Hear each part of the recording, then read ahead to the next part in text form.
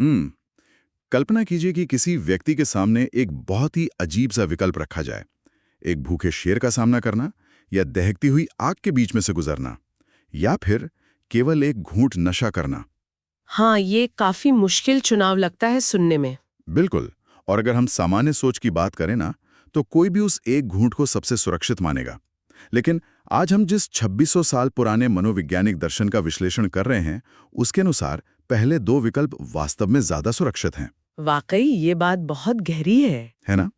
तो आज की इस गहन चर्चा में हम भगवान बुद्ध के पंचशील के पांचवें शील सुरामेर्य मज्ज पमाद ठाणा वेरमणि सिक्खा पदम समाधियामी का गहराई से विश्लेषण करने वाले हैं। आज के इस तनाव और बर्नआउट वाले दौर में, जहां वीकेंड पार्टी कल्चर को थकान मिटाने का एकमात्र तरीका मान लिया गया है, ये प्राचीन दर्शन बहुत प्रासंगिक हो जाता है। जी बिल्कुल। और यहाँ सबसे दिलचस्प बात यह है कि लोग अक्सर इसे एक सख्त धार्मिक पाबंदी मान लेते हैं। जब हम इसके मूल अर्थ की परतों को खोलते हैं ना, तो स्पष्ट होता है कि ये केवल शराब छोड़ने का आदेश नहीं है। मतलब ये एक तरह का मार्गदर्शन है। हाँ, ये असल में निर्णय लेने की क्षमता, यानी हमारी डिसीजन मेकिंग को सुरक्षित रखने का एक व्यवहारिक ढांचा है। ये शील एक ऐसे जीवन कौशल की रूपरेखा है जो व्यक्ति को हर उस चीज से दूर रहने की रणनीति सिखाता है जो नशा और प्रमाद पैदा करती है। प्रमाद यानी मानसिक धुंधलापन, सही कहा ना मैंने? बिल्कुल सही। इसे एक तरह के प्राचीन बायोहैक के रूप में देखा जा सकता है, जिसे इंसान की चेतना को उच्चतम स्तर पर बनाए रखने के लिए डिजाइन किया गया था। चलिए इसे थोड़ा विस्तार से समझते हैं। इस मानसिक धुंधलेपन को एक आधुनिक उदाहरण से डिकोड करते हैं। मान लीजिए किसी के पास बाजार का सबसे बेहतरीन और महंगा स्मार्टफोन है। हाँ, स्मार्टफोन का उदाहरण बहुत सटीक बैठेगा यहाँ। तो उस फोन का हार्डवेयर कितना भी उन्नत क्यों ना हो, अगर उसके ऑपरेटिंग सिस्टम में कोई ऐसा वायरस प्रवेश कर जाए जो उसकी रैम को पूरी तरह से घेर ले, तो वो फोन धीरे धीरे हैंग होने लगेगा। उसकी पूरी कार्यक्षमता खत्म हो जाएगी। बिल्कुल जी। इंसान का शरीर और मस्तिष्क भी ब्रह्मांड की सबसे उन्नत प्रणाली है। जब शरीर में कोई ऐसा बाहरी पदार्थ जाता है जो विवेक और सोचने समझने की गति को धीमा कर दे, तो वो पदार्थ बिल्कुल उसी वायरस की तरह काम करता है जो पूरे नर्वस सिस्टम को क्रैश कर देता है। वाकई ये वायरस वाला उदाहरण इस तंत्र को समझने के लिए बहुत ही बेहतरीन है। देखिए, इस वायरस की कोई एक शक्ल नहीं होती। इस शील का दायरा केवल सुरा या मदिरा तक सीमित नहीं है। तो इसमें और क्या-क्या शामिल हो सकता है? इसमें हर वो पदार्थ शामिल है जो इंसान की प्राकृतिक चेतना को बदलता है या धीमा करता है, चाहे वो तंबाकू हो, अफीम हो, आज के आधुनिक सिंथेटिक ड्रग्स हो, या फिर सूंघने और चबाने वाले गुटखे और नस्वार हो। अच्छा, मतलब ये सिर्फ पीने वाली चीजों तक सीमित नहीं है? बिल्कुल नहीं।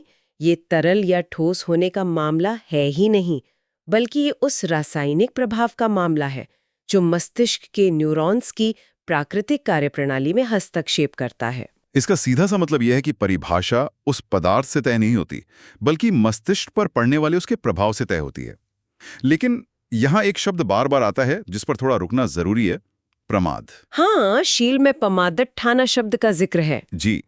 आमतौर पर लोग नशे और प्रमाद को एक ही मान लेते हैं, लेकिन क्या ये एक अलग और अधिक व्यापक मानसिक अवस्था है? प्रमाद को समझना ही तो इस पूरी चर्चा का केंद्र बिंदु है। प्रमाद का अर्थ केवल नशे में झूमना नहीं है।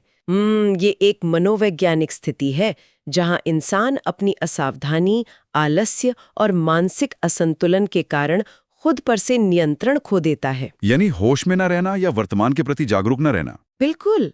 और यहीं पर एक बहुत ही हैरान करने वाला मनोवैज्ञानिक पहलू सामने आता है।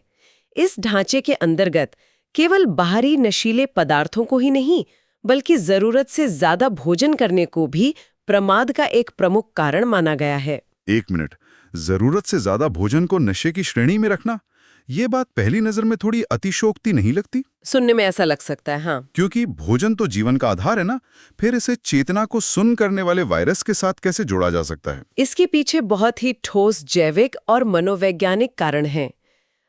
जब कोई व्यक्ति अपनी शारीरिक आवश्यकता से बहुत अधिक भोजन कर लेता है, तो क्या होता है? शरीर की अधिकांश ऊर्जा और रक्त का प्रवाह उस भारी भोजन को पचाने के लिए पाचन तंत्र की ओर मुड़ जाता है। अच्छा। जिससे शरीर में भारीपन आता है। बिल्कुल। और मस्तिष्क में रक्त का प्रवाह तुलनात्मक रूप से कम हो जाता है, जिससे आलस्य पैदा होता है। इंसान मदहोशी और तंद्रा की स्थिति में चला जाता है। हाँ, ये तो हम सब ने कभी न कभी महसूस किया है। बहुत ज्यादा खाने के बाद नींद आने लगती है। जी, और ये अवस्था बिल्कुल उसी कॉग्निटिव फॉग या मानसिक धुंध को जन्म देती है जो एक हल्का नशा पैदा करता है।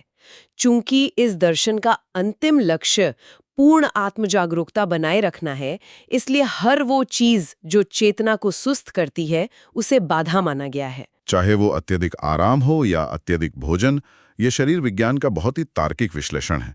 लेकिन अगर हम इस शील के एक और हिस्से पर गौर करें तो आधुनिक मनोविज्ञान के चश्मे से एक बड़ा सवाल खड़ा होता है। वो क्या? देखिए, इस शील में न केवल नशे के सेवन से बल्कि नशे के बनने, मिलने और बिकने के स्थानों यानी पमाद अठाना से भी दूर रहने का निर्देश दिया गया है। मेरा सवाल ये है कि अगर किसी व्यक्ति का अपने मन पर पूरा नियंत्रण है, उसकी विल पावर मजबूत है, तो उसके किसी मैखाने या बार में केवल मौजूद रहने से क्या फर्क पड़ता? ये बहुत ही लाजमी सवाल है। क्या सिर्फ उस पदार्थ से दूर रहना काफी नहीं है?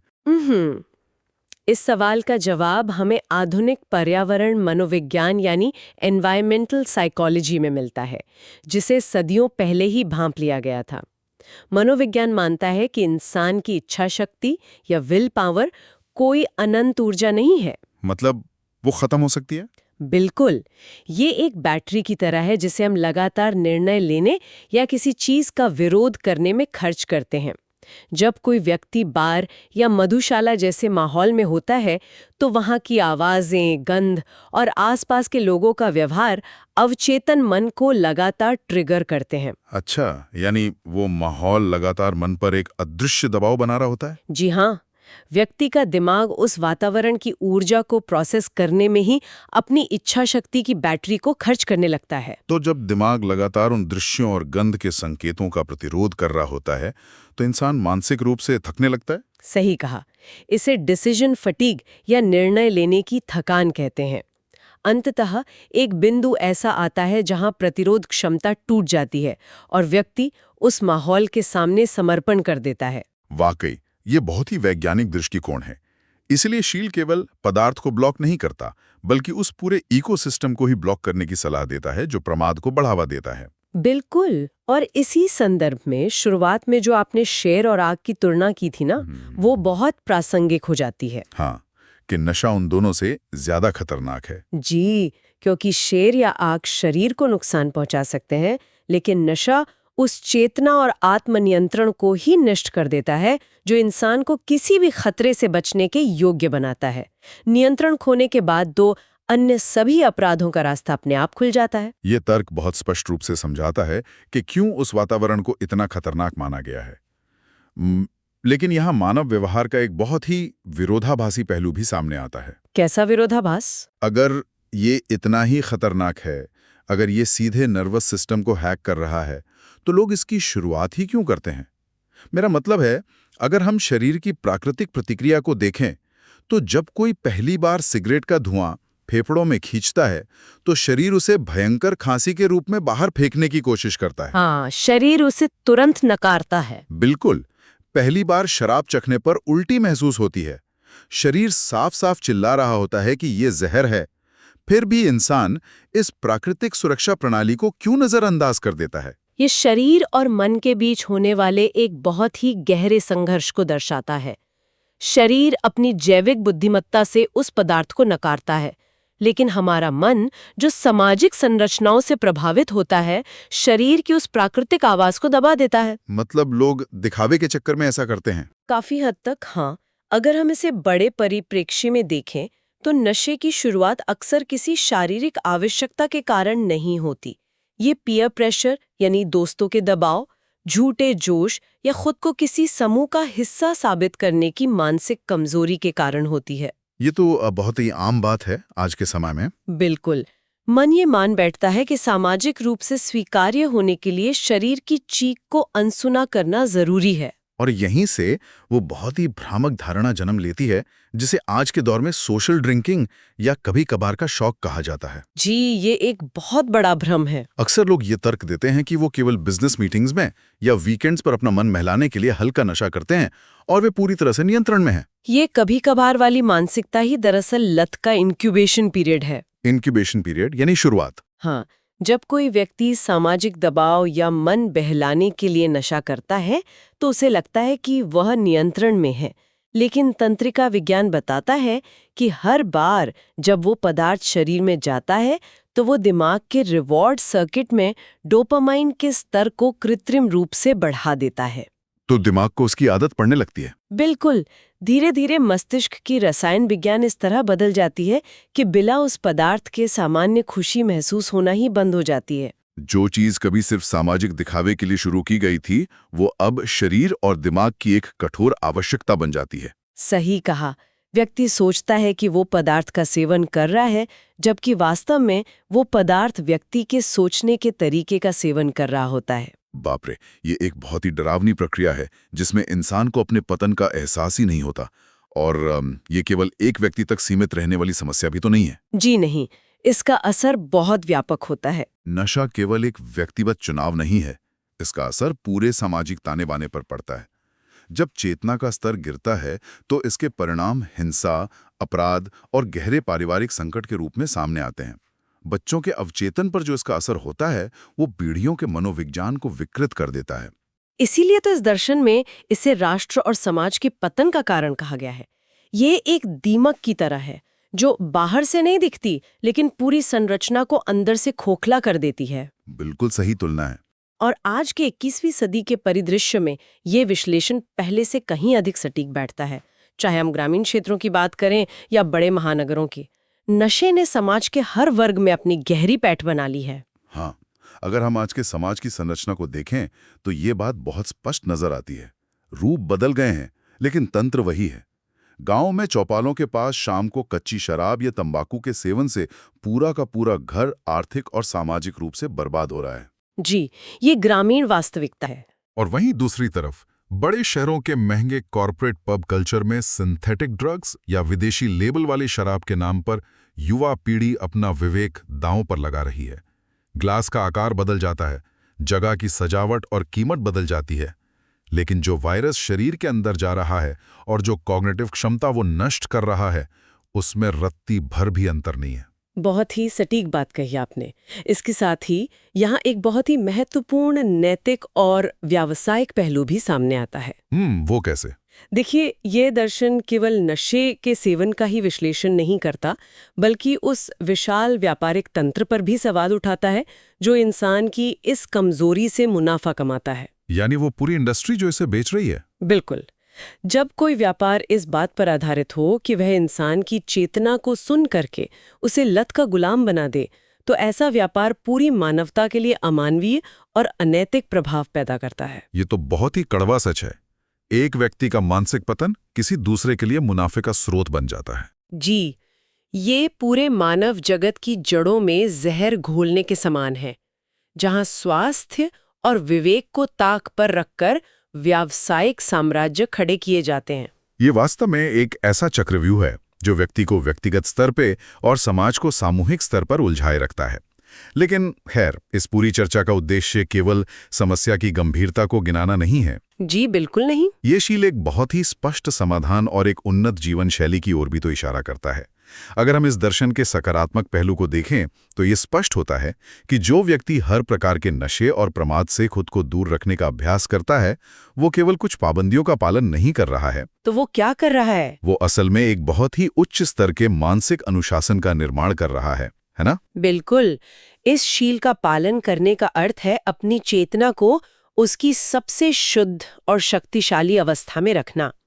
ऐसा व्यक्ति बाहरी ट्रिगर्स का गुलाम नहीं होता। उसकी निर्णय क्षमता हमेशा स्पष्ट रहती है। हाँ, उसका मन शांत रहता है और उसका शारीरिक स्वास्थ्य बेहतर होता है।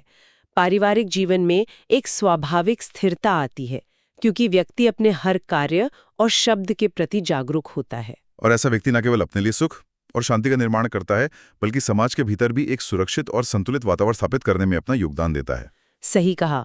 ये एक सकारात्मक चक्र है जो समाज को ऊपर उठाता है। तो अगर इस पूरी गहन चर्चा से एक निचोड़ निकाला जाए तो भगवान बुद्ध के पंचशील का ये पांचवा शील किसी बाहरी सत्ता द्वारा इंसान को डराने का साधन या कोई थोपी गई पाबंदी नहीं है। जी नहीं, ये पाबंदी बिल्कुल नहीं है। ये असल में स्वयं को और समाज को सुरक्षित रखने का एक बेहतरीन मनोवैज्ञानिक मैनुअल है।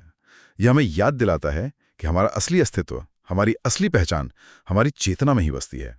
जब कोई अपने चेतना को ही किसी कृत्रिम पदार्थ के हाथों गिरवी रख देता है तो वो अपना मानवीय स्वरूप ही खो बैठता है। ये दर्शन इसी विवेक को हर परिस्थिति में जगाए रखने की एक वैज्ञानिक प्रक्रिया है। ये सिखाता है कि कैसे हम अपने आसपास के माहौल, अपने भोजन और अपनी आदतों के प्रति सजग रहकर अपनी मानसिक ऊर्जा को बचा सकते हैं। और यहीं से एक बहुत ही गहरा विचार जन्म लेता है। आज के आधुनिक समाज में अक्सर ये नैरेटिव बेचा जाता है कि जो भी मन में आए उसे बिना सोचे समझे कर लेना ही सच्ची आज़ादी है। हाँ, इसे ही फ्रीडम मान लिया गया है। कोई रोक टोक ना होना, हर इच्छा को तुरंत पूरा करना ही फ्रीडम है। लेकिन इस पूरी मनोवैज्ञानिक चर्चा के बाद एक बड़ा और अहम सवाल उठता है। वो सवाल क्या है? क्या अपनी अनियंत्रित इच्छाओं, क्षणिक सुखों और व्यसनों का गुलाम बन जाना वास्तव में आज़ादी है, या फिर अपने ही मन पर, अपने ही विचारों पर इतना मजबूत नियंत्रण होना कि हम किसी भी हानिकारक चीज को पूरी दृढ़ता के साथ ना कह सकें? क्या वही इंसान की सबसे बड़ी और सच्ची स्वतंत्रता नहीं है? ये वाकई सोचने वाली बात है। बिल्कुल। इस बात पर एकांत में जरूर मंथन किया जाना चाहिए कि असल में स्वतंत्र कौन है। वो जो अपने मन की हर सनक का गुलाम है, या वो जो अपने मन का स्वामी है? इसी विचारशील प्रश्न के साथ हम आज की इस गहन चर्चा को यहीं विराम देते हैं। एक जागरूक जीवन की दिशा में उठाया गया हर कदम चेतना की एक नई ऊंचाई है। विचार करते रहिए।